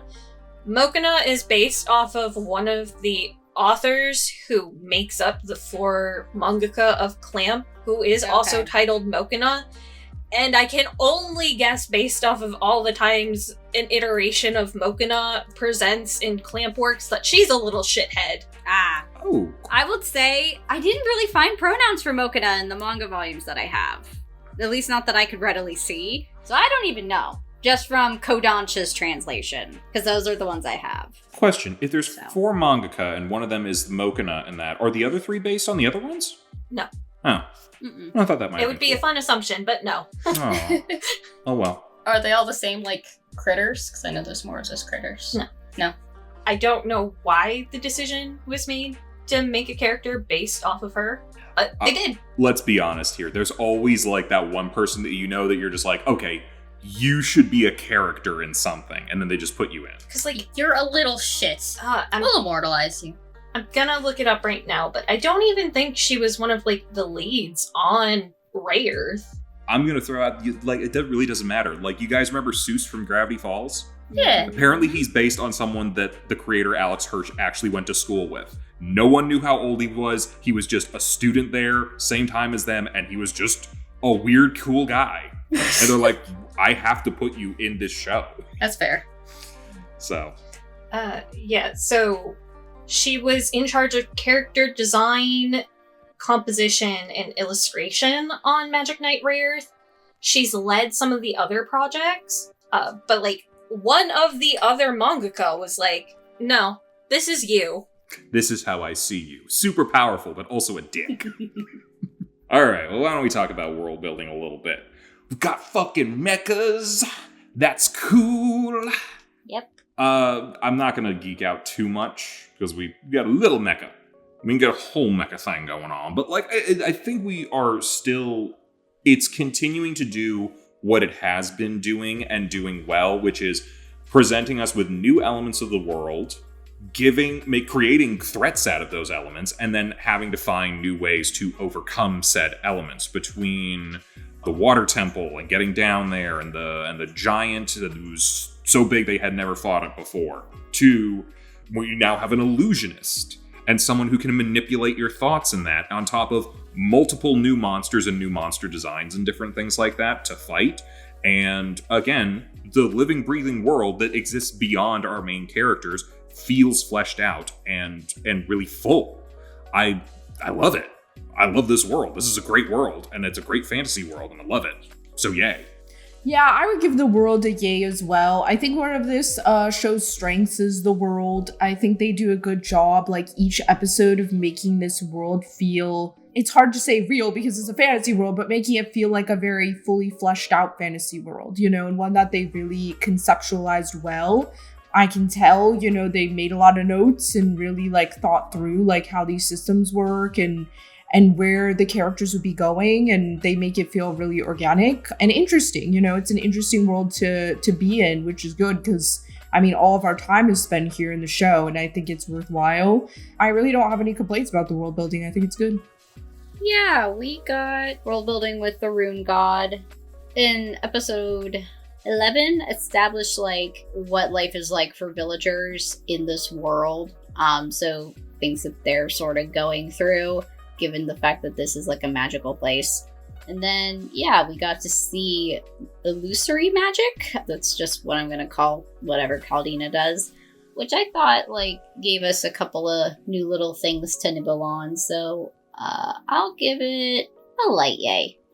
Yeah, I kind of talked about, the Ferio episode with, showing again, it's another village where the residents are afraid to stand up. Basically, whenever you see any fantasy anime or any fantasy story, for example, most of the time the focus is on the main characters, but you never really pay attention to what the little guys are, like the everyday workers or the everyday people. So that episode I thought was nice. And then obviously, as far as the main plot, we got the first rune god, and we learned that there's 3, and you gotta find the other 2. Other than that, there wasn't a ton beyond that. Most of the world building was just character driven, which is good in its own right. So yeah, I give world building a light yay. I don't think I have anything to add for this one. Envy, you say, the world building feels like it's very character driven. I would argue the world in and of itself for RayEarth is its own character. They're going to great lengths to invest us in this world, so it feels more consequential that we're literally watching it crumble in real time. Yeah, no, I can see that. But, I really loved the sequence with the villagers where the one was like, you guys will run away and you just move on and that's it for you, and we have to live with the consequences, which is something that goes unsaid and unthought of in a lot of stories in general. There are real people who get left behind after the action is over there that are impacted by what happens. And then, yes, we got new magic, we've gotten the rune gods, but overall, we're still maintaining that same core element of this magical world works on willpower alone. If you can will it to be, it will be. Which I like that we have not lost that thread yet, as we're introducing more magic, because they could have completely forgotten how their own system works, but we've maintained it, so I am also a yay. All right. So, moving on into production. Yin, tell us what you thought of the production. What is that voice you were doing? I don't know. They were looking at an iPad, so I was like, I will shock you into... I was paying attention. I know you were. I'm weird. If you hadn't realized that by now, you should have. I was multitasking. I was also playing Love in Deep Space. Okay. So, production. I think that overall the production has stayed consistent for me. I like the style of this. I mean, of course, Clam's art style is great. I like the new character designs, like Caldina. That's her name, right? Caldina. Rogue. Or Rogue, or whatever you want to call her. So, yeah, I'm trying to think of anything else aside from the character designs that's standing out to me. But I don't know. The fight scenes look good. I think overall, I haven't had many negatives on production for this. The music, of course, always good. The opening and the endings are really well done. That hasn't changed, of course. I mean, it's the same. So I don't have much new to say, but it's always good. So it's still a yay for me. Yeah, I still am enjoying this. Forget what episode it was, but there were some weird face shapes again that I wasn't very pleased with. A team, B team, baby. I know. I saw them, I was like, no, not again. But yeah, otherwise, I don't know how I feel about Lenore Zan? Zan, how do you Zan, pronounce that something like last name? She's Canadian. We don't know. Okay. Hey, I don't know. I get the choice for the voice, because anytime you have an Osaka accent in, Japanese anime, the dub always chooses to make them Southern for whatever reason. I don't think I really cared for it, but, it's whatever. Furio, I just don't like his voice for whatever reason. I don't know why. But yeah, I think I will give it, a light A for production. I think I pretty much said all I wanted to say for production in the other categories. I mean, I don't mind the animation. And yeah, obviously, it's a little dated in some areas, but it's still passable for the time period, at least in my opinion. And yeah, I don't really have too much to add for production. The only thing I have to add is, and the more I think about it, the more Caldina is the most southern-ass name you could get for a girl without going for the hyphen. Hyphen Marianne or Lynn. Sarah Bella. Yeah. So, southern accent was absolutely the correct choice. I disagree. I do. It's not the worst dub ever, but I do not hold the dub against this. I don't like the choices they've made personally. I feel like a lot of the voice actors are very weak in this. We had some really wonky, like, art in a couple of places. But overall, I really like that very consistently, this feels like a video game, and that is a good thing. Yep. Because, like, I love books, I love shows, I love movies, but the thing I can get the most invested in by far is usually video games, and it's probably some blah blah blah, like, character insert, blah blah blah. But I will bring this down on production.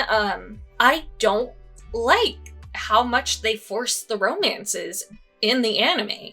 The Fario thing is much more subtly handled in the manga, and the Clef thing doesn't even exist. I know we haven't gotten there, but Umi and Clef are not a thing in the manga. And I think it's weird that they shoehorned that stuff into the anime, and I know it's probably for, like, popularity, like, make it sell better with, like, younger girls, but I don't know. Like, I feel like this would have existed just as well without any romance subplot. So, like a high meh to a light TA. I'm just gonna say this in regard to the Clef thing. That has to come later, because I've seen nothing as far as that goes. It comes later. Like, had you not told me that, I never would have known from these. But yeah, romance is a little shoehorned. You're right. Is everyone doing the best job in voice acting? No. I think maybe two or three people here are really recognizable as far as, like, continued work in other spots. But I gotta say, love the design still. I think everyone still looks very cool. If you're gonna have occasional wonky animation, it's gonna happen. You had a cool mecha. Love it. And no one's pointed out that they kind of upped the animation for those action scenes at the end of the last couple episodes. They were really throwing some stuff around whenever Umi was fighting those two giant monsters in that. I was like, oh my god, when did you get more budget? It feels like a video game! Yeah! Like, it's dynamic, it's kinetic, it's fantastic. A bunch of words with, like, I see at the end to, like, make it really feel something. I don't know. And yeah, I love that. Really, really got me in there. Plus, I say it every time. You just said, it's a whole bunch of things with ick at the end of it. Yeah, exactly. Gotta bring it up every single time. That theme song's still in my head right now. So, beautiful. Yeah, full yay. All right, going into final thoughts. Chippy, tell us your final thoughts on this. Despite the, like, my couple little gripes with these 4 episodes, I'm still enjoying myself. To echo what Cozy said just a bit ago, I also enjoy how this feels like a video game as well. Honestly, as soon as we, like, got to the water temple, I'm like, oh no. I'm like having Ocarina of Time flashbacks. I'm like, please, not again. Please don't let there be 3 floors. Also, please don't start playing the you're running out of air. Uh-huh. Yeah, but honestly, I think, like, a lot of those elements are kind of, like, part of the reason why I like it. And yeah, I'm having fun with it. Like, I'm enjoying the little journey that we're going on right now. So I give it, like, a light yay. It's a good show. Yay. Good Yeah, soup. the show's pretty badass. Yay for me. I feel like this is what I want when I say I want a subversion of the magical girl genre. This is not traditional magical girl by any stretch of the imagination, but regardless, it still has, like, that fantastical, whimsical girl power feel, and I like that, so I'm also a yay. This show has a 7.45 on Mahou, which a 745, which is a credit score Fario will never see. And this show... Caldina might. Caldina might, yeah, probably. Caldina doesn't let the IRS track her. That's fair. That's fair. That got me. I feel like this should be higher. I don't know if the show goes downhill from here or what, but so far everything I've seen, This has been such a solid fucking show. Few hiccups here and there. It's going to happen. If you're going to have a show with, 30 something episodes? 49. 49 episodes. Man. Okay, that's a lot for a non-super long manga shonen or something like that. I'm genuinely confused why this doesn't have an 8 or higher. It's really good. I can tell you exactly why. I don't want you to. I want to find out. I'm going to watch the rest of the show. Without a doubt, I'm watching the Clamp rest of the stuff show. is just old. Okay, Yeah, that can really be an old. element. More people need to watch this, I think. Which is probably the greatest thing that I could say about any anime is more people need to watch this. So, it's a yay. Yeah, I would give this a yay too. I think it's been a really good fantasy adventure. I think the main team is really solid. I feel like most of the side characters I like. There are some weaker ones, but overall, like, I really enjoy the characters and the character designs. I think it keeps up like a good story pace for the most part. It has a couple of parts that I wasn't as crazy about, but I think overall I really enjoy this, and I'd probably continue watching or maybe read the manga. I feel like maybe I would like that. So overall, yeah, I'd give it like a light yay, maybe close to a full yay. I think it's really good so far. Okay. Guys, we're finally here. Woo! It's the end. We gotta crown a champion here. So let's get into this. It's Princess Tutu versus Magic Knight RayEarth. 2 teams enter, 1 team leaves. Who's it gonna be? Envy, who gets your yay for plot? If you would have asked me 2 weeks ago or whenever we did both of these shows, I would have said probably RayEarth. But I feel like for these 4 episodes, because Tutu wrapped up its first season, whereas RayEarth is still in the middle of an arc, I think the plot of Tutu was more plotty than the plot of RayEarth. So I'm going to give the plot to Tutu. I don't like to do this, but I think I'm still in the same position where I was last week, in that Tutu feels more like a magical girl show than RayEarth. So I think I'm gonna sweep for Tutu. Oh my god, we Just got a hater. a sweep. I'm not a hater though. I really like RayEarth and I want to keep watching it. I just feel like it's not a magical girl show. But Princess Tutu not doing any magic whatsoever, just dancing. Yeah, she's a magical girl. Yeah, I think that her magic is through her dance, because that's what she used to draw out the heart shards of people. I don't think like anybody could just walk up and dance with somebody and the heart shard would present itself. I think it is her magic But through have her they dance. tried? So that's happened. Would you imagine if the cat just started dancing and was able to pull hard shards out? What if? Yeah. No. Oh, one weird. He Okay. threatened to marry them. One weird minus point for Tutu. The cat teacher licking his butthole right in front of the camera. We didn't need to see that. Yeah. That is a cat move, but we didn't need to see it. I also agree with Envy. I'm giving it to Tutu because you really cannot compare the end of a season to like the end of a character arc. So I think as far as these 4 episodes goes, I would give it to Tutu. All right, I am also going Tutu for these 4 episodes. I think they did a good job of wrapping up all the arcs. I think overall, too, like, I think Tutu has been good, but since we're just talking about these 4 episodes, yeah, I think they were stronger in terms of being, like, character-driven in a way that I thought really worked to complete what they had started out. But, of course, it's a little unfair since, like, Tutu, these are the final 4 episodes, and for RayEarth, it's not. But, if we're comparing them back-to-back, which we kind of, I guess, have to for this round, then I would say Tutu just, like, did more with the plot these 4 episodes than RayEarth did. Yeah, I'll also give plot to Tutu for these 4 episodes for this week. Okay. So Tutu will take the plot for this week. We move on. Cece, who gets your yay for characters this week? Oh, wait, you're sweep. Yeah. Never mind. it's Let's sweet. I'm 100% RayEarth here. I don't like that in Tutu, Muto, who is arguably one of our main characters, still feels like he has nothing going on. He is the epitome of no thoughts behind those eyes. And I really like how much of a range of characterization we got in RayEarth. We dealt with significantly more characters still having the same, like, impactful characterization moments as we had in Tutu.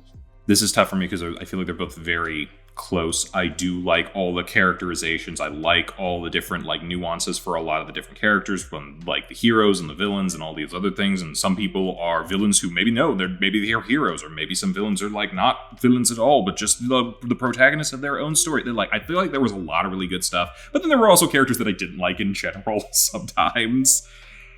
Is it wrong for me to abstain here? We'll see if we have to come abstain back. for now. I don't think we'll need a Abstain for tiebreaker now. unless anyone else abstains, so Are you abstaining? I'm going to abstain. I think both of these shows showed extremely solid character stuff this week. I agree. I think both of them are really good on characters, so it is kind of hard, but I'm going to give it to Tutu. I think RayEarth, I don't like the guy, and I think like his biggest sin is that he brings one of the main female characters down a few pegs, and I just don't like that. She's one of the main characters, you know? So the fact that one character can ruin another for me a little bit, I don't like that.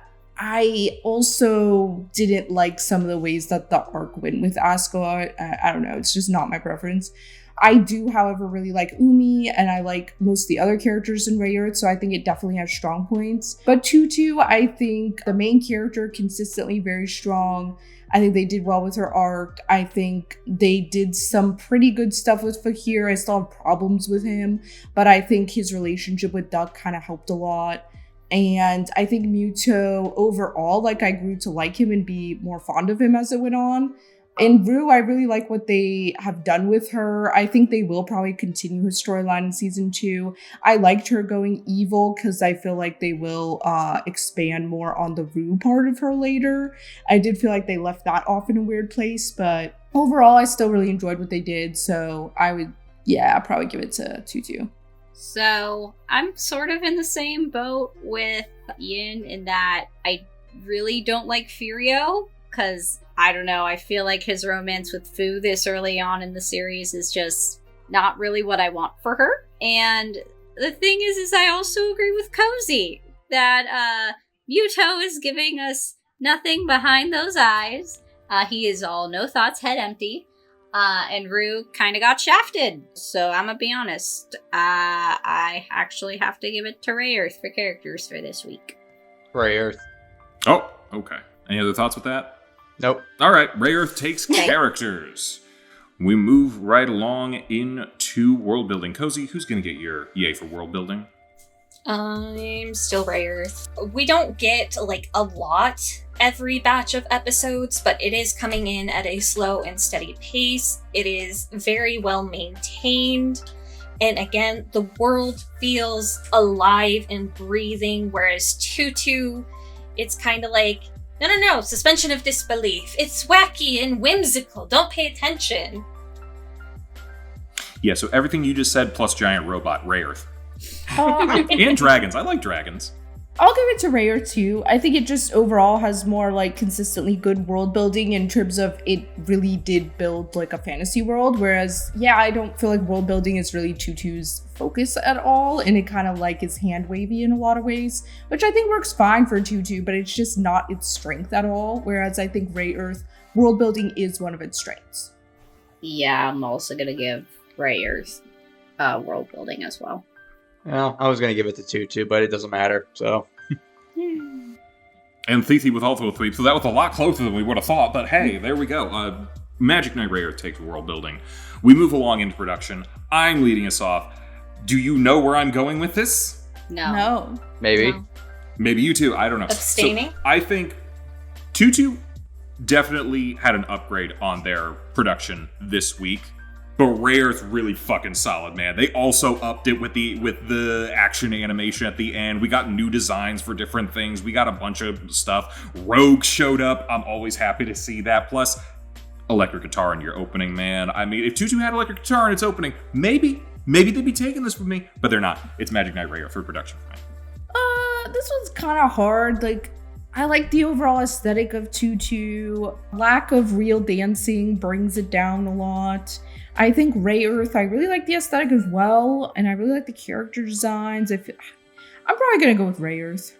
I will abstain. Abstain. RayEarth. Like, overall, I think I like the art style more for RayEarth than Tutu, and I think the action scenes are a little more better animated. So, yeah, RayEarth. Then we got a sweep for Tutu. RayEarth, just because I'm a fucking hater that there's no real dancing. I will maintain until the day I die. I don't think this Princess Tutu anime deserves to exist in the way that it currently is. All right. Well, we finish off into final thoughts, where we're going to discuss all 13 episodes, essentially, our final thoughts on the entire shows that we've watched up to this point. Yin, why don't you lead us off? I think both of these shows are really strong, so I'm glad we ended up with these two. I've pretty consistently enjoyed both. I think they both have really good characters. I think they both have really good aesthetics and like designs. I think they both have like really good like uniqueness to them. I think they're both memorable. And I think, you know, even though they're both kind of different for magical girl shows, like they're not, you know, the stereotypical what you think of with magical girl shows, I think they both are magical girl shows in a way, you know, like I think they both have some of the tropes, you know, like Tutu has like the very iconic transformations, and I feel like she does like fight, you know, the shard issue with her magical dancing abilities. I feel like with RayEarth, you know, they're a sort of team that you think about with like magical girls, and you know they've got like the individual like villains that they fight that feels very like magical girl tropey. I think they both do a lot of things really well. If I have to think about which one overall, I think the arcs have been the most engaging for me, and I felt the most invested, and I feel like, I don't know, for me it usually comes down to like characters and how well those were developed. I think overall maybe I'll go with Tutu, but it's very slight for me. I feel like these are both strong, and I feel like as I would go along watching them, that could change, you know, like maybe the second half of RayEarth like could be better than Tutu. I don't know. But and I'd probably continue watching both of these. So it's a hard one, but I'm going to give like the most minutest edge to Tutu. So I enjoyed both of these. I will definitely want to keep watching both of them, as we've already gotten so far. As far as who I think my final thoughts go to, I'm gonna give it to RayEarth, because I feel like it's a far more consistent show, and I feel that where Tutu was stagnant for some points, I feel like RayEarth was constantly moving and doing things, even if sometimes they were episodes that I didn't necessarily like either enjoy or got bored with. But yeah. So overall, when it comes to both shows, they've had their highs and lows for me. I think if I had to judge these 13 episodes, I would say RayEarth got better the more I watched it, whereas I enjoyed Tutu less and less, with the exception of this week. I thought this week's batch of episodes was better than episodes 4 through 8. But I think at the end of the day, my answer comes down to which show I would rather continue. And I think I would rather continue watching RayEarth than Tutu. Even though RayEarth has more episodes, I feel like it would be less torture for me to watch 26 more episodes compared to 13 more of Tutu. 36, so but I'm gonna give I don't think you've ever had a problem with a number, with an episode count. No. So yeah, I'm going to give my final thoughts to RayEarth. Oh, and then some of the sweep. Just to reiterate for the final thoughts, Yeah. I really enjoyed both of these shows. I think they're both very strong. I'm probably going to keep watching both of them, but I feel like neither of them are quite magical girls. Princess Tutu is just slightly more of a magical girl show than RayEarth to me, so that is why I am choosing it. I am going with RayEarth.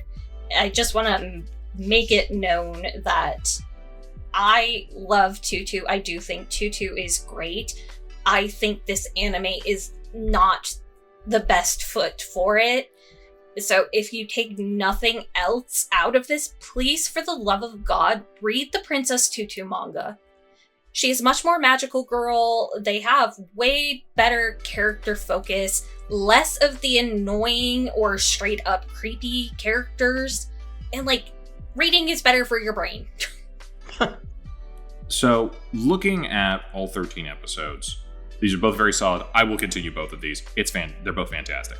I think as far as which one's improved the most and which one's done the most throughout all of these, it's got to be RayEarth.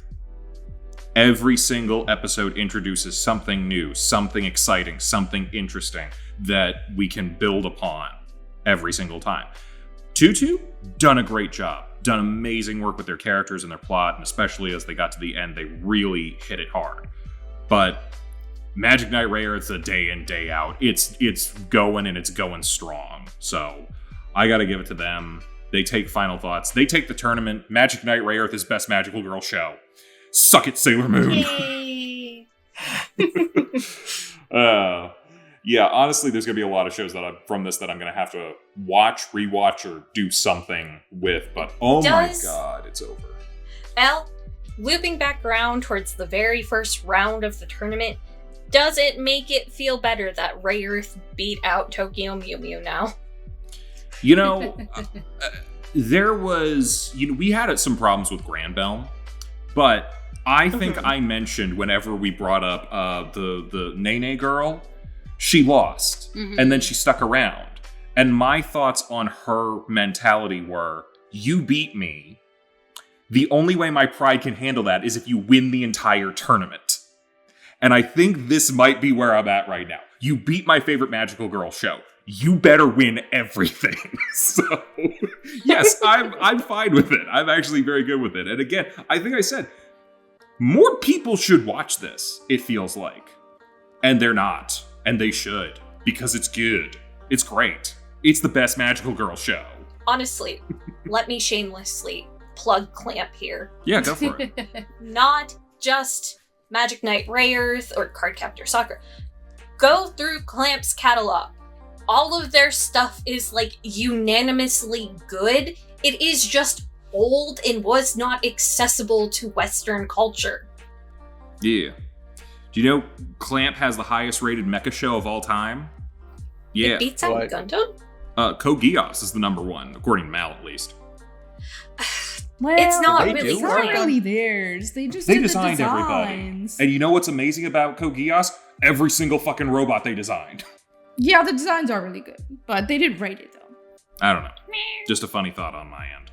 Yeah, anyone have anything else? I have a question. Is anyone going to go back to some of these, and what shows do we want to continue watching from this as far as like just on our own time, do you think?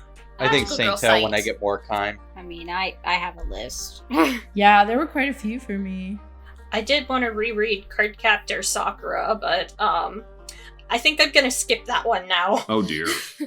I mean, I have like a list of things, but also like there are just some more that I just want to check out the manga of as well. So I'm probably gonna see if I can find things online. I think more importantly, are we going to cosplay any of these shows? Oh, absolutely. Yeah. Tell me Okay. when and where. Cece really wants to do Princess Tutu. All right. I kinda Enough figured. RayEarth. I will be Crazy.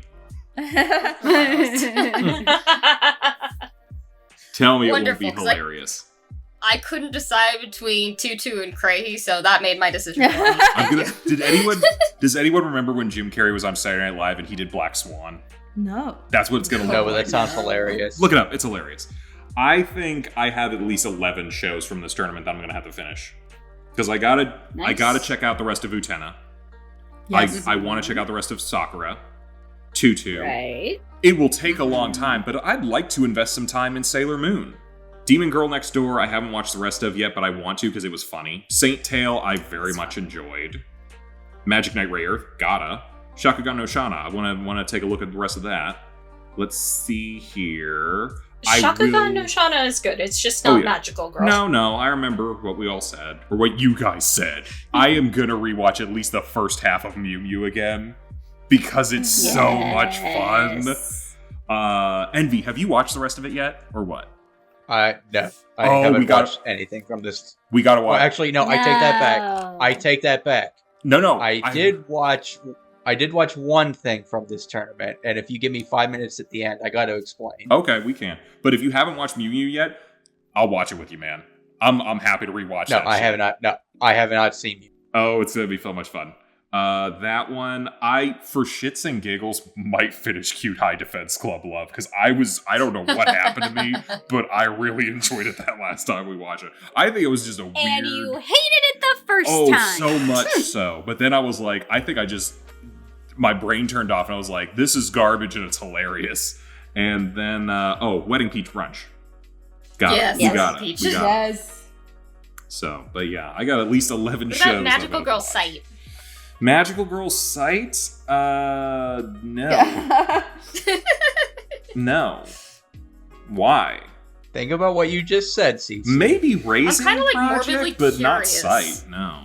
I was already spoiled on what was going to happen in there, and I'm like, no thank you. Yeah. I did like Magical Girl Racing Project. Yeah, I could give that a few more I'd episodes. give it a watch. Maybe. Yeah. I have a question for everyone. Are we going to watch the Magic Knight RayEarth remake when it comes out? I feel like they Soon-ish. won the tournament. We're going to have to. So we'll discuss whenever it comes out. We're definitely gonna have to wait until we get like at least 3 episodes. So it won't be immediately Yeah. anyway. So At least 3 episodes. And Yeah. if it turns out to be like the Mew Mew remake, we can be like, no. no, we have a better version already, and it was called 4 Kids. No. So the thing is Clamp has only gotten better with age. Hey, I'm gonna throw this out there. If them having a remake gets some people to go back and look at the old show, maybe the score will go up and it'll be higher, and I'll be happy about that. But At the very don't least, the art is much improved. well, could be interesting. Hey, Cece, how's that scarf going?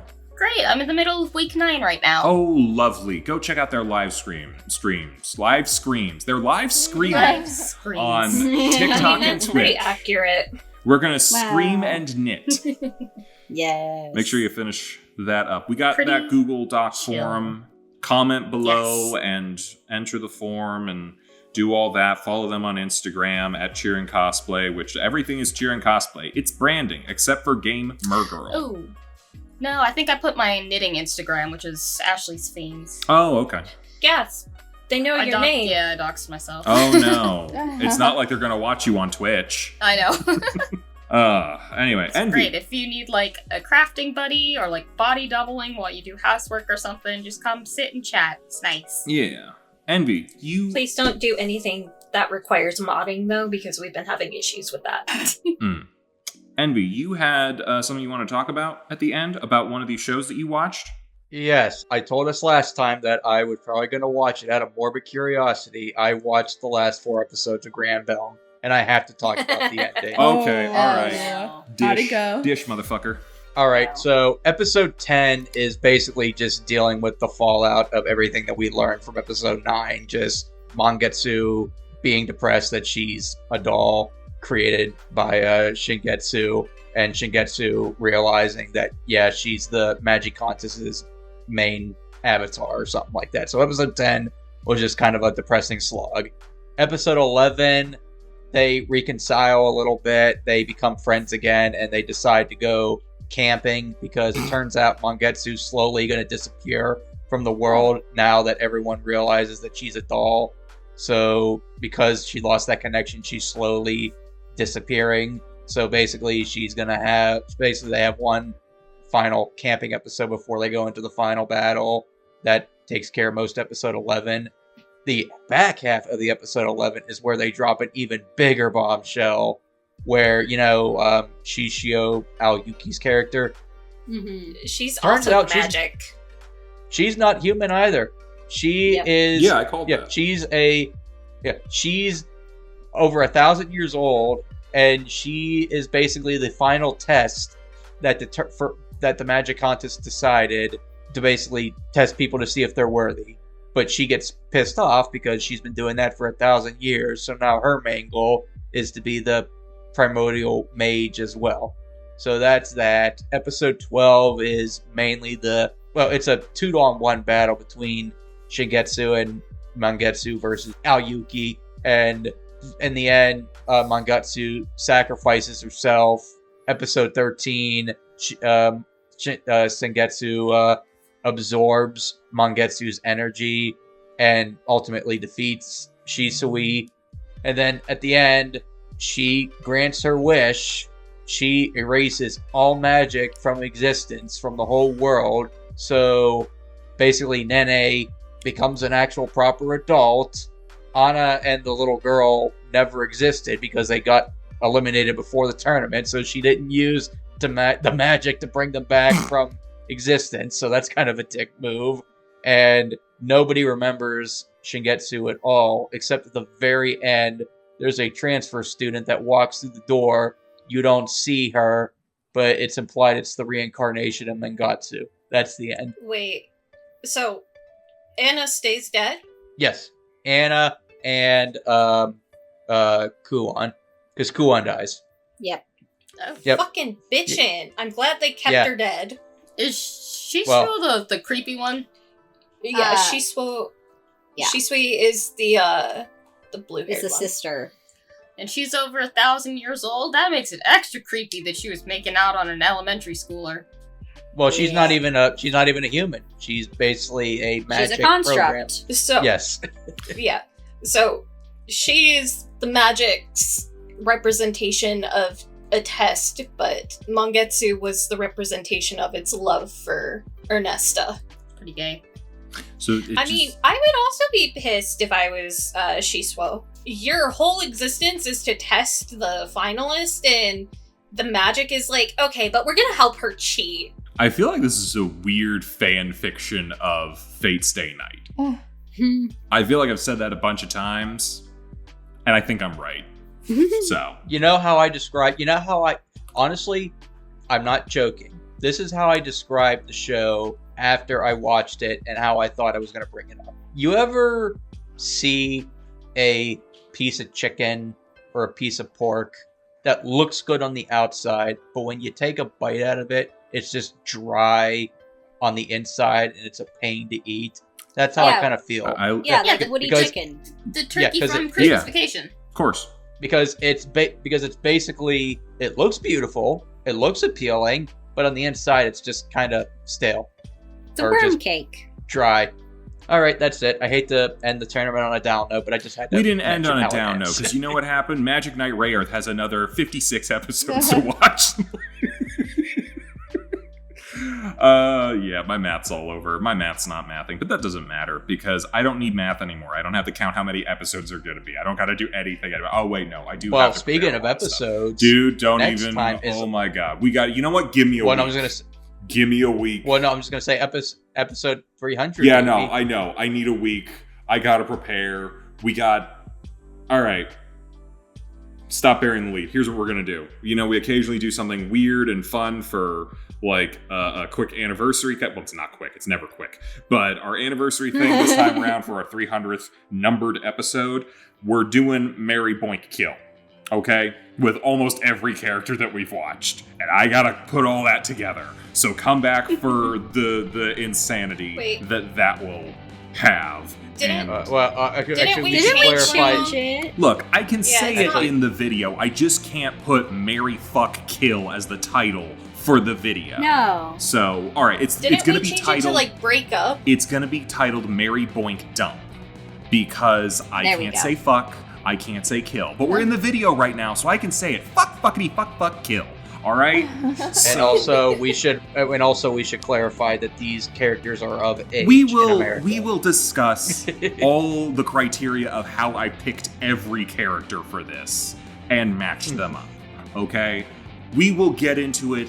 It's almost midnight. Let's be done. We've just finished a fucking tournament. We got 2 weeks to finish that fucking scoff. I'm on it. All right, check the live stream. Make sure they're doing it. Anyway. Yeah, that's why you need to tune in to babysit me and make sure I'm getting it done. Exactly. Tune in, babysit, watch stuff, watch anime, and come back next time as we say who we would marry, who we would boink, and who we would fucking kill. Bye-bye, everybody. Bye. Hey, thanks for watching, and if you haven't already, be sure to subscribe and ring the bell icon for notifications. If you enjoy this video, give us a like, and if you haven't already, check out some of our previous episodes, our daily gaming videos, or our parody series Madoka Magically Abridged. See you next time!